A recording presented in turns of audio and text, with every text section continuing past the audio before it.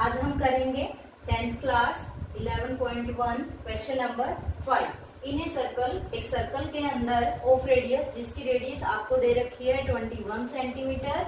अब यहाँ पे बना लेते हैं, एक सर्कल है, यहाँ पे इसका क्या है, ये सेंटर O है, जिसकी जो रेडियस है वो 21 सेंटीमीटर है। तो ये अगर 21 सेंटीमीटर है, ये भी 21 सेंटीमीटर है, क्योंकि ये भी रेडियस है। And arc subtend and angle of 60 degree. एक आर्क है, एक आर्क कौन सी है, ये A है, ये B है, ये अपनी आर्क है। यहाँ पे एंगल सबटेंड होता है कितना डिग्री का, एट द सेंटर, सेंटर के ऊपर कितने डिग्री का, 60 डिग्री का। फाइंड तीन हमें पार्ट्स निकालने हैं length of an arc. Firstly हम निकाल लेते हैं length of an arc. Introduction में मैंने आपको फार्मूला करवा रखा है लेंथ ऑफ एन आर्क का, theta upon 360 into 2 pi R. Theta अपना यहाँ पे क्या है, 60 डिग्री है, तो 60 डिग्री है, डिवाइड में क्या है 360 इंटू 2 एज इट इज। पाई की वैल्यू वही 22/7 और आर की वैल्यू आपकी होगी 21। ए को थोड़ा सा छोटा लिख लेते हैं यहाँ पे। 0 से 0 कैंसिल हुई अपनी। अब 6 1 जा 6, 6 6 जा 36। अभी 7 1 जा 7, 7 3 जा 21। 2 पे कैंसिल करते हैं, 2 1 जा 2, 2 3 जा 6। अब यहाँ पे ये इस 3 से ये 3 क्या हुआ जी, कैंसिल। जो अपनी लेंथ ऑफ आर्क बची है वहां ऊपर क्या बचा है, सिर्फ 22 सेंटीमीटर। स्क्वायर नहीं लगाएंगे क्योंकि यहाँ पे लेंथ निकालनी हमें। फर्स्ट पार्ट की जो लेंथ ऑफ एन आर्क आई है वो कितनी आई है, 22 centimetre.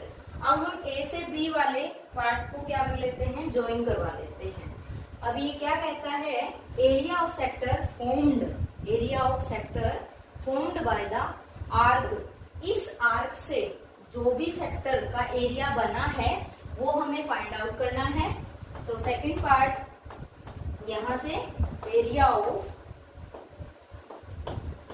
Sector, area of sector का हमारा फार्मूला क्या है, theta upon 360 into pi R square. Theta की जो वैल्यू है अपनी वो क्या है, 60 डिग्री है, तो 60 अपॉन 360 डिग्री इंटू पाई की वैल्यू क्या है 22/7 है। जो आर की वैल्यू है वो कितनी है 21 और 21, 2 टाइम्स 21 लिखेंगे क्योंकि आर का अपना स्क्वायर है।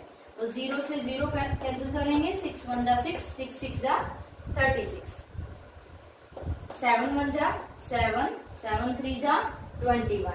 अभी कैंसिल करते हैं, 3 1 जा 3, 3 2 जा 6। अभी कैंसिल करते हैं, 2 पे अगर कैंसिल होता है तो 2 1 जा 2 और 2 1 जा 2।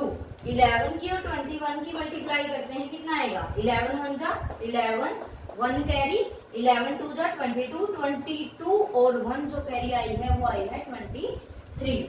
अभी यहाँ पे हमारा क्या निकला है, एरिया, एरिया निकला है, तो ये क्या आएगा, सेंटीमीटर का स्क्वायर। तो एरिया ऑफ सेक्टर अपना क्या आया है, 231 सेंटीमीटर स्क्वायर। ठीक है जी।